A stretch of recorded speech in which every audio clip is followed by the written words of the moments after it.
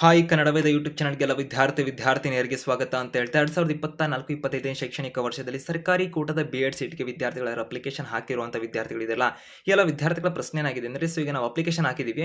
Verification ಯಾವಾಗ ಹೋಗಬೇಕಾಗಿರೋ ನಮಗೆ verification ಯಾವಾಗ ಮಾಡ್ತಾರಾಗಿರಿ ಅಂತೆಲ್ಲ ವಿದ್ಯಾರ್ಥಿಗಳ ಪ್ರಶ್ನೆ. ಲಿಸ್ಟ್ ಯಾವಾಗ ಬರುತ್ತೆ ವೆರಿಫಿಕೇಶನ್ ಲಿಸ್ಟ್ ಅಂತೆಲ್ಲ ಕೇಳ್ತಿದ್ದೀರಾ. ಇದಕ್ಕೆ ಸಂಬಂಧಪಟ್ಟಂತೆ ಈ ವಿಡಿಯೋದಲ್ಲಿ ನಿಮಗೆ ಮಾಹಿತಿನ ತಿಳಿಸ್ತಾ ಇರುವಂಥದ್ದು ಹೆಚ್ಚಿಗೆ ಶಿಕ್ಷಣಕ್ಕೆ ಸಂಬಂಧಪಟ್ಟಂತೆ ಅಪ್ಡೇಟ್ಸ್ ಇನ್ಫಾರ್ಮೇಷನ್ ಮಾಹಿತಿ ಸುದ್ದಿಗಳನ್ನು ಪಡ್ಕೊಳ್ಳೋದಕ್ಕೆ ಕನ್ನಡ ವೇದ ಯೂಟ್ಯೂಬ್ ಚಾನಲ್ಗೆ ನೀವು ಸಬ್ಸ್ಕ್ರೈಬ್ ಮಾಡಿಲ್ಲ ಅಂದರೆ ಸಬ್ಸ್ಕ್ರೈಬ್ ಮಾಡಿಕೊಂಡಿರಿ, ಸಬ್ಸ್ಕ್ರೈಬ್ ಮಾಡ್ಕೊಳ್ಳಿ ಮತ್ತು ಬೆಲ್ ಐಕನ್ ಕೂಡ ಕ್ಲಿಕ್ ಮಾಡಿ. ಹೆಚ್ಚಿಗೆ ಒಂದು ಶಿಕ್ಷಣಕ್ಕೆ ಸಂಬಂಧಪಟ್ಟಂತೆ ಸುದ್ದಿಗಳನ್ನು ಮಾಹಿತಿಗಳನ್ನು ಕನ್ನಡ ವೇದ ಯೂಟ್ಯೂಬ್ ಚಾನಲ್ ನಿಮಗೆ ಕೊಡ್ತಾ ಇರ್ತೀವಿ. ಅದಕ್ಕೆ ಚಾನಲ್ಗೆ ಸಬ್ಸ್ಕ್ರೈಬ್ ಆಗಿ. ಈ video description Telegram channel link ಕೂಡ ಇರುತ್ತೆ.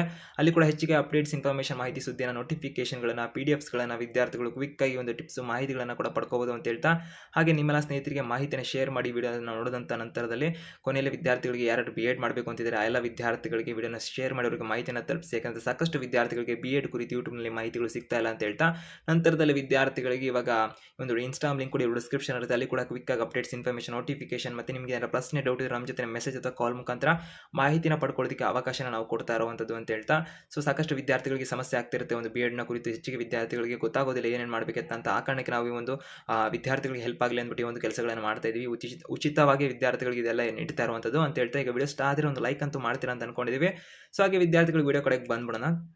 ಇಲ್ಲಿ ಪ್ರಶ್ನೆ ಏನಾಗಿದೆ ಅಂದರೆ ವಿದ್ಯಾರ್ಥಿಗಳಿಗೆ ನಾವು ಅಪ್ಲಿಕೇಶನ್ ಅಂತ ಹಾಕಿದ್ದೀವಿ. ಅಪ್ಲಿಕೇಶನ್ ದಿನಾಂಕ ಏನು ಬಿಟ್ಟಿದ್ದಲ್ಲ ಅಪ್ಲಿಕೇಶನ್ ಹಾಕಿದ್ದೀವಿ. ಎಕ್ಸ್ಟೆಂಡ್ ಆಗುತ್ತಿಲ್ವಾ ಅದು ಮುಂದಕ್ಕೆ ಬಿಟ್ಟಿದ್ದು. ಒಟ್ಟಿನಲ್ಲಿ ಈ ವಿದ್ಯಾರ್ಥಿಗಳು ಅದು ಬೇಕಿಲ್ಲ, ಎಕ್ಸ್ಟೆಂಡ್ ಆದರೂ ಆಗಿಲ್ಲ ಅಂದ್ರೂ. ಬಟ್ ಈಗ ವೆರಿಫಿಕೇಶನ್ ಬಗ್ಗೆ ವಿದ್ಯಾರ್ಥಿಗಳ ಪ್ರಶ್ನೆ ಇದೆಯಲ್ಲ, ವೆರಿಫಿಕೇಶನ್ ಬಗ್ಗೆ ತಿಳಿಸುವಂಥದ್ದಾದರೆ ವೆರಿಫಿಕೇಶನ್ ಯಾವಾಗಿರುತ್ತೆ ಅಷ್ಟೇ ಅವಾಗ ಪ್ರಕಟ ಮಾಡ್ತಾರೆ ಅಂತ.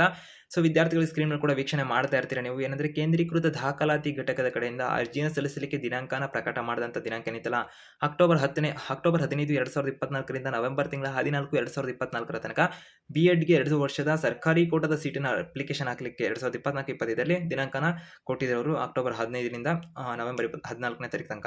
ಈ ಸಂದರ್ಭದಲ್ಲಿ ಅಪ್ಲಿಕೇಶನ್ ಹಾಕ್ತಂಥ ವಿದ್ಯಾರ್ಥಿಗಳಿಗೆ ಅವರು ಅಲ್ಲೇ ಮಾಹಿತಿನ ಕೊಟ್ಟಿದ್ರು. ನವೆಂಬರ್ ತಿಂಗಳ 19, 2024 ಒಂದು ವೆರಿಫಿಕೇಶನ್ ಲಿಸ್ಟ್ ಅಥವಾ ಎಲಿಜಿಬಲ್ ಲಿಸ್ಟ್ ಅನ್ನ ಪ್ರಕಟ ಮಾಡ್ತೀವಿ ಅಂತ ಅವ್ರು ಮಾಹಿತಿನ ಕೊಟ್ಟಿದ್ರು. ಎಲಿಜಿಬಲ್ ಅರ್ಹತಾ ಪಟ್ಟಿ ಅಂತ ಅವ್ರು ಮಾಹಿತಿನ ಕೊಟ್ಟಿದ್ರು. ನಂತರದಲ್ಲಿ ಅಂದರೆ ವೆರಿಫಿಕೇಶನ್ ಲಿಸ್ಟ್ ಅನ್ನು ಕೂಡ ಅದು ವಿದ್ಯಾರ್ಥಿಗಳಿಗೆ ಕಳೆದ ವರ್ಷ ಕೂಡ ಅದೇ ತರಂದು ಅದನ್ನೇ ಪ್ರಕಟ ಮಾಡಿದ್ರು ವೆರಿಫಿಕೇಶನ್ ಲಿಸ್ಟ್ ಅಂತ. ಅಂದರೆ ಆ ಲಿಸ್ಟ್ ಅಲ್ಲಿರುವಂಥ ವಿದ್ಯಾರ್ಥಿಗಳು ವೆರಿಫಿಕೇಶನ್ ಮಾಡಿಸ್ಕೋಬೇಕು ಅಂತ. ಈಗ ಅಪ್ಲಿಕೇಶನ್ ಹಾಕ್ತಂತ ಎಲ್ಲ ವಿದ್ಯಾರ್ಥಿಗಳಿಗೆ ವೆರಿಫಿಕೇಶನ್ ಒಂದೇ ಸಲ ಕರೀತಾರೆ ಎಲ್ಲ ವಿದ್ಯಾರ್ಥಿಗಳೇ. ಮೆರಿಟ್ ಆಧಾರದ ಮೇಲೆ, ಮೆರಿಟ್ ಲಿಸ್ಟ್ ಅಲ್ಲ ಅದು, ಒಂದು ಪರ್ಸೆಂಟೇಜ್ ಆಧಾರದ ಮೇಲೆ ವಿದ್ಯಾರ್ಥಿಗಳಿಗೆ, ಹೆಚ್ಚಿಗೆ ಪರ್ಸೆಂಟ್ ಇರುವಂಥ ವಿದ್ಯಾರ್ಥಿಗಳಿಗೆ ಒಂದು ವೆರಿಫಿಕೇಶನ್ ಅಂತ ಕರೀತಾರೆ. ಆ ವಿದ್ಯಾರ್ಥಿಗಳು ವೆರಿಫಿಕೇಶನ್ ಮಾಡಿಸಬೇಕು. ಇನ್ನು ವಿದ್ಯಾರ್ಥಿಗಳು ಯಾರು ಕರೆಯೋದಿಲ್ವಲ್ಲ ಆ ಎಲ್ಲ ವಿದ್ಯಾರ್ಥಿಗಳು ವೆಯ್ಟ್ ಮಾಡಬೇಕಾಗಿರುತ್ತೆ. ಅವ್ರಿಗೆ ವೆರಿಫಿಕೇಶನ್ಗೆ ಬೇರೆ ದಿನ ಕರೀತಾರೆ. ಈಗ ನಂತರದಲ್ಲಿ ಒಂದು ವೆರಿಫಿಕೇಶನ್ ಲಿಸ್ಟ್ ಅಲ್ಲಿ ಹೆಸರು ಬಂದಂಥ ವಿದ್ಯಾರ್ಥಿಗಳಿಗೆ ವೆರಿಫಿಕೇಶನ್ ಲಿಸ್ಟ್ ಯಾವಾಗ ಅಂತ ಹೇಳಿದ್ರೆ ನವೆಂಬರ್ 19ನೇ ತಾರೀಕು ಬರುತ್ತೆ ಅಂತ ಅವ್ರು ಮಾಹಿತಿನ ಕೊಟ್ಟಿದ್ರು. ಆದರೆ ಈಗ ವಿಸ್ತರಣೆ ಆಗುವ ಸಾಧ್ಯತೆಗಳಿರೋ ಕಾರಣಕ್ಕೆ ಅಂದರೆ B.Ed ಅಪ್ಲಿಕೇಶನ್ ಹಾಕುವಂಥ ವಿದ್ಯಾರ್ಥಿಗಳಿಗೆ ಯಾರ್ಯಾರು ಅಪ್ಲಿಕೇಶನ್ ಹಾಕಿಲ್ಲ ಇನ್ನೊಂದು ಮತ್ತೊಂದು ಈ ವಿದ್ಯಾರ್ಥಿಗಳಿಗೆ ದಿನಾಂಕ ಏನಾದರೂ ವಿಸ್ತರಣೆ ಆದರೆ ಹೇಳ್ತಾ ಇರುವಂಥದ್ದು ಪ್ರತಿಯೊಂದು ದಿನಾಂಕಗಳು ಏನಿದಾವಲ್ಲ ಅದೆಲ್ಲ ಚೇಂಜಸ್ ಮಾಡ್ತಾರೆ. ಅಂದರೆ ವಿದ್ಯಾರ್ಥಿಗಳು ವೆರಿಫಿಕೇಶನ್ ಲಿಸ್ಟ್ ಕೂಡ ಮುಂದಕ್ಕೆ ಹೋಗುವ ಸಾಧ್ಯತೆ ಇರುತ್ತೆ. ಏನಾದರೂ B.Edಗೆ ಅರ್ಜಿನ ಸಲ್ಲಿಸುವಂಥ ದಿನಾಂಕ ಏನಿತ್ತಲ್ಲ ನವೆಂಬರ್ 14ನೇ ತಾರೀಕು, ಇದು ವಿಸ್ತರಣೆ ಆದಂಥ ಪಕ್ಷದಲ್ಲಿ ಒಂದು ವೆರಿಫಿಕೇಶನ್ ನವೆಂಬರ್ 19ರಿಂದ ಅಂತ ಹೇಳಿದ್ರು ಅದು ಮುಂದೆ ಹೋಗುವ ಸಾಧ್ಯತೆ ಇರುತ್ತೆ. ವೆರಿಫಿಕೇಶನ್ ಲಿಸ್ಟ್ ಕೂಡ ನವೆಂಬರ್ 19ಕ್ಕೆ ಪ್ರಕಟ ಮಾಡುವಂಥದ್ದು ಇತ್ತಲ್ಲ ಅದು ಮುಂದೆ ಹೋಗುತ್ತೆ. ಮತ್ತು ವೆರಿಫಿಕೇಶನ್ ಅನ್ನು ನವೆಂಬರ್ 21ನೇ ತಾರೀಕಿನಿಂದ ನವೆಂಬರ್ 30ನೇ ತಾರೀಕಿನ ತನಕ ವೆರಿಫಿಕೇಶನ್ ಅನ್ನು ಮಾಡಲಾಗುವುದು ವಿದ್ಯಾರ್ಥಿಗಳು ಅಂತ ಮಾಹಿತಿನ ಕೊಟ್ಟಿದ್ರು.